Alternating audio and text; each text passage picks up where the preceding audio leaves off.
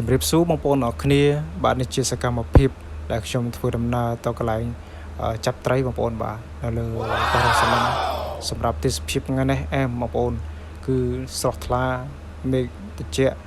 បាទហើយសម្រាប់ខ្យល់បរិសុទ្ធអែមតែម្ដងបាទសម្រាប់នេះជាតំបន់កោះរងសន្លឹមបងប្អូន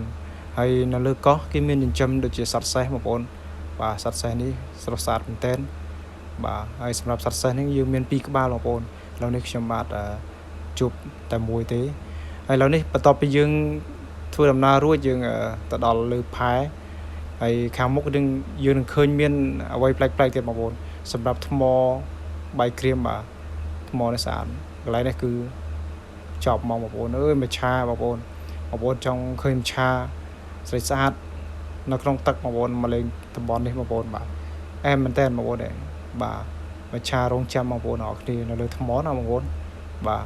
ហើយសម្រាប់ទេសភាពវិញអែមបងប្អូនអើយនេះយើងមើលពីសមុទ្រទៅលើកោះណាកោះជាប់មាត់សមុទ្រ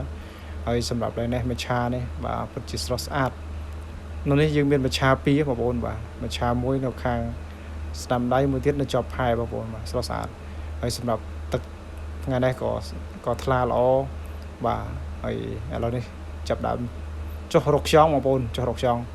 បាទយើងចាប់ដើមពីមួយខ្លះរីម៉ងអីចឹងទៅបងប្អូន